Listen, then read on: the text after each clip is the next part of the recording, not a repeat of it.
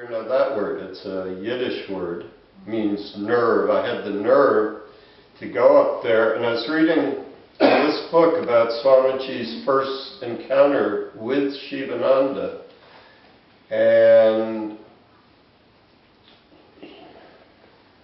he had a big ego, and he just wanted to meet him, but he was not going to bow down to him, because he didn't think everybody is equal, therefore you shouldn't bow. When he met Sivananda, he hid because he didn't want to bow to him. When he saw him, he hid.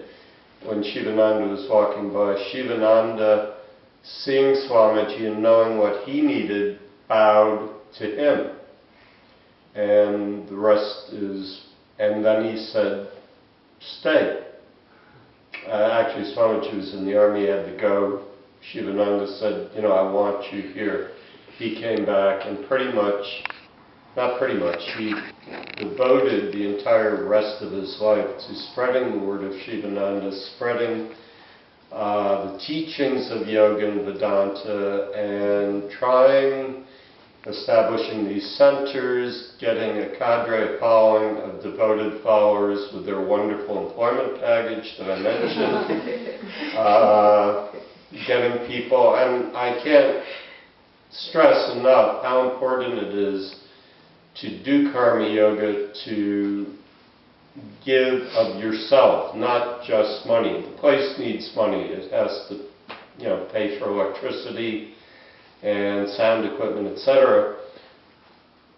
But more important, it runs on love, it runs on the service that is given selflessly by people like you all over the world. You know, I've forgotten the other elephant story. Totally. I can remember a few. One's not appropriate. Anyway. Questions? How are we doing for time? Keep going?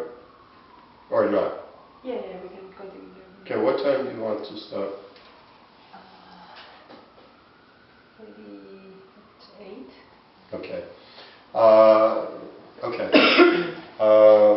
By the way, I didn't finish talking. I talked about how Swamiji, what happened when he met Sivananda. When I met Vishnu Devananda, instead of his bowing down to me, he bought me an ice cream cone, along with everybody else on a silent walk. I said, he gave me my mantra. He didn't really initiate me then, but he said to everybody, I scream, you scream for ice cream, which has been my mantra ever since, although sometimes I use occasionally, but I like ice cream. At any rate, during that summer, he asked me to fly with him as his co-pilot. I did later. It was a rather mind-blowing trip.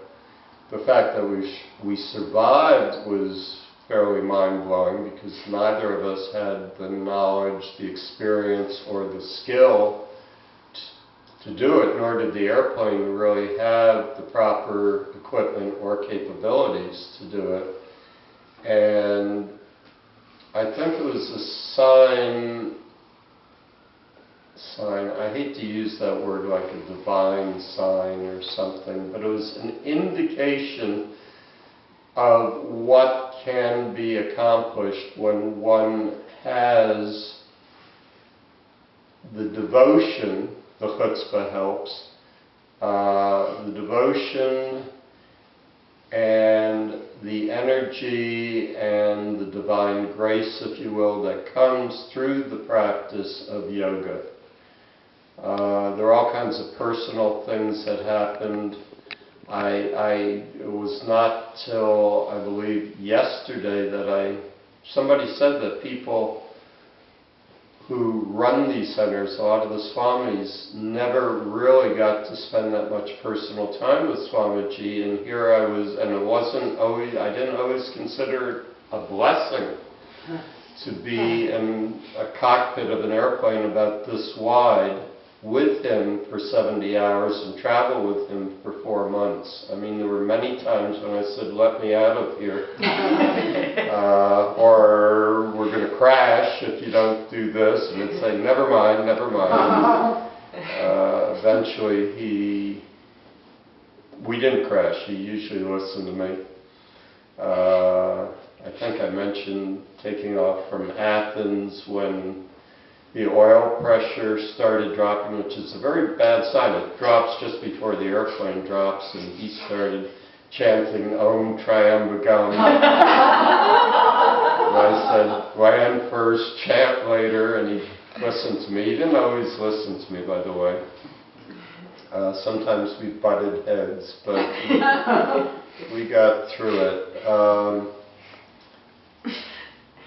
The things that I remember the most, when I was, today I see the divinity. If you want to, I don't know what to call it, blessedness, divinity, holiness. I have always, and by the way, he talks about this when he met Sivananda. Sivananda said, let's sit by the river, and Swamiji's going, this has nothing to do, that's water, it's H2O. I studied chemistry, I studied physics. Why are we sitting by the water? It's just the river. And all of a sudden everything became illuminated. So I've always had that kind of a skeptical, scientific, physically based way of looking at things, and flying with him, I must say, I was more concerned with the oil pressure gauge in that instance than I was in whether, God would keep us aloft.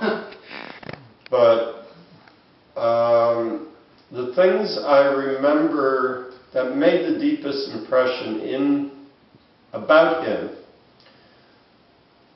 was his humor, his tirelessness in serving people, his tireless search for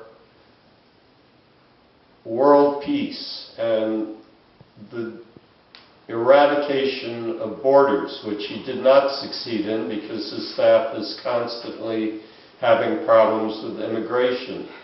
And by the way, I refer to myself as the token American, token American, because everybody else here is from England, Venezuela, Colombia, Brazil, France, etc., Israel. It's really amazing how this one man has created this worldwide network, bringing people from all over the world together to learn yoga, to improve themselves, and to sow the seeds of peace and help bring about a condition in which people learn to love each other and not have the need for war. By the way, I gave a talk probably 10 years ago in Canada, and I kept hearing people talking, and it was so disturbing. I thought, how can these people be so rude? It was people doing simultaneous translation in about 6 different languages.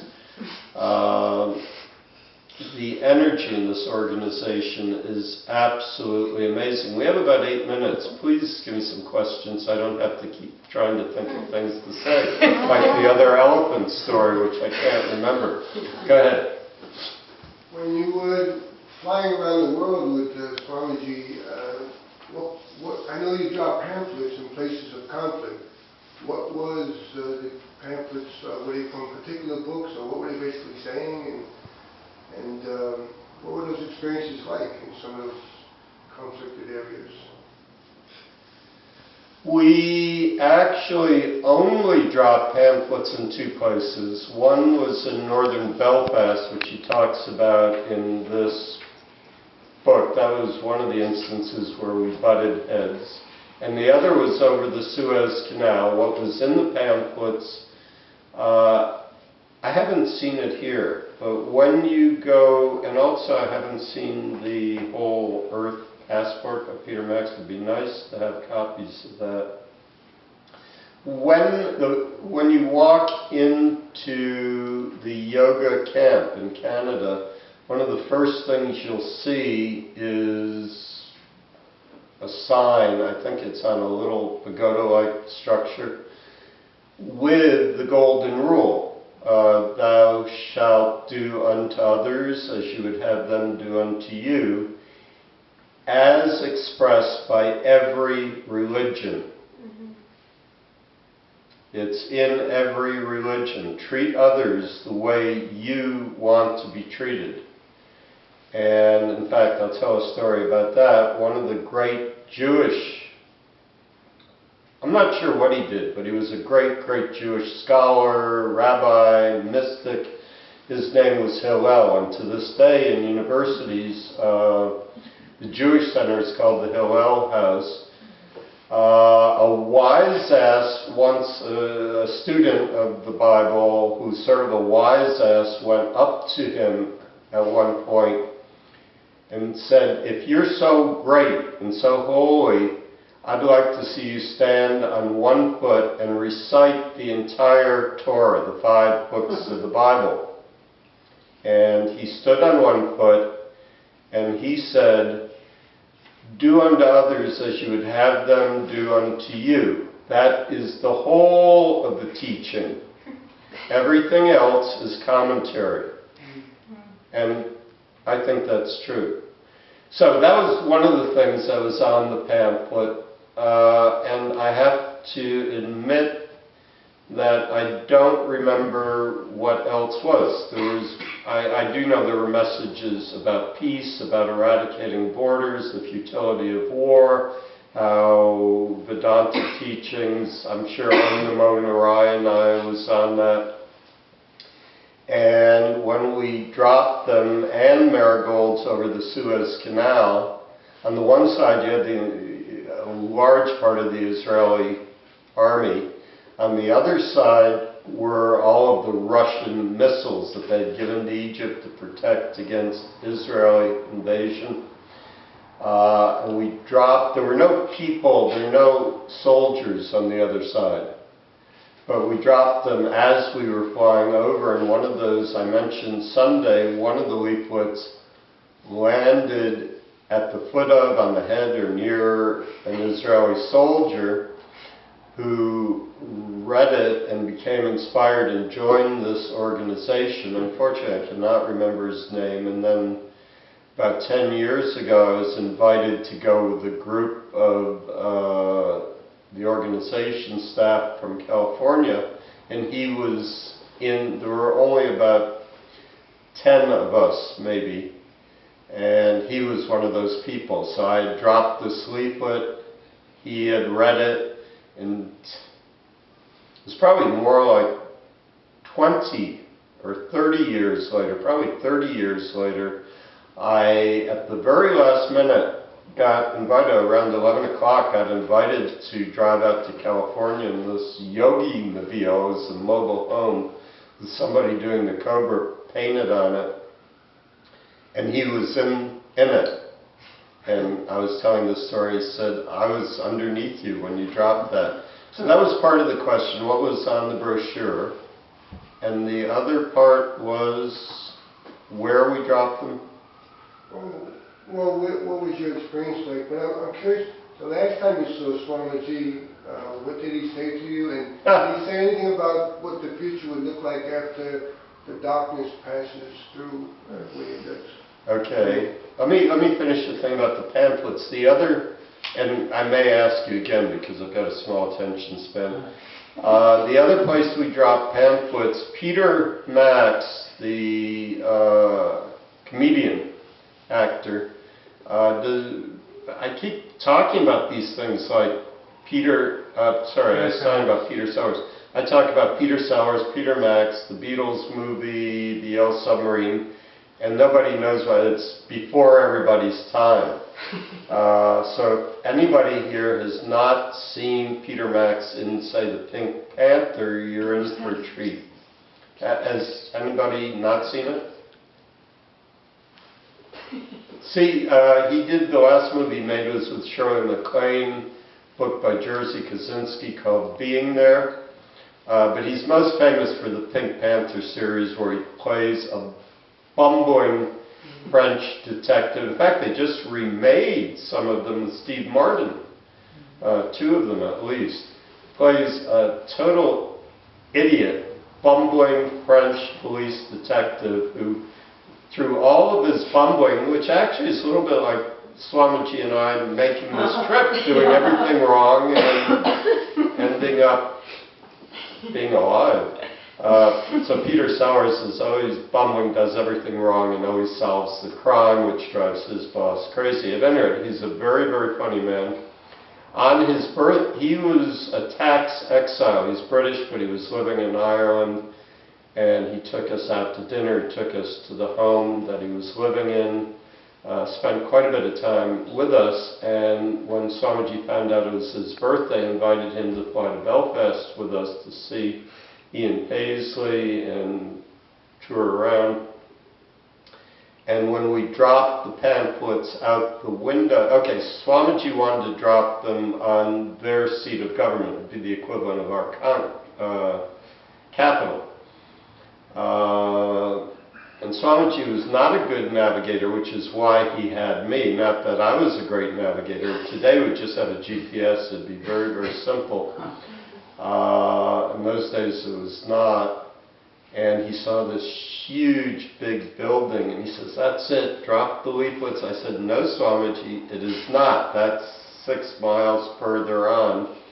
Never mind, never mind. And he says, "Drop them now. Go ahead, drop." You know, and when he could be very, very forceful. It was not a good, it was hard to argue with him, let's put it that way.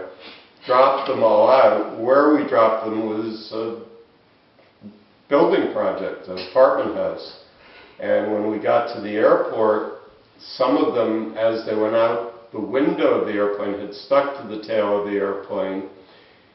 When we came to a stop and there was no air pressure, they fell to the runway.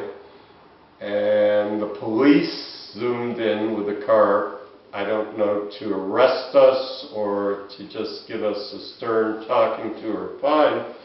But they started saying, you know, "What are you doing? You can't do this. It's totally illegal."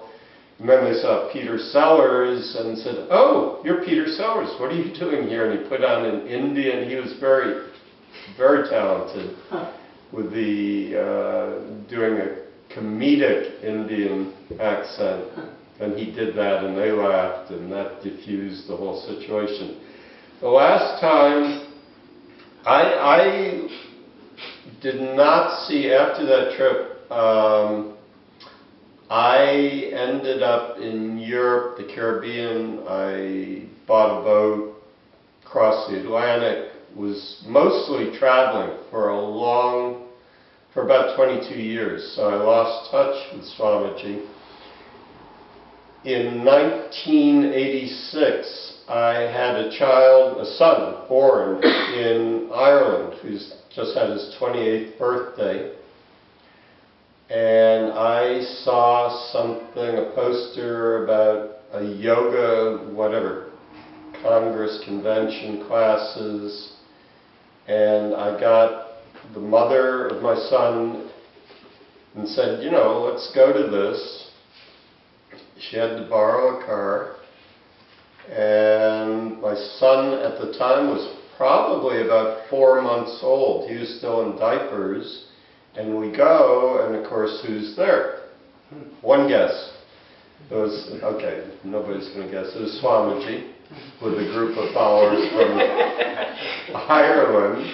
And I just kind of tucked myself into the back, because I figured if he saw me, he'd give me a lot of things to do. Take out the garbage.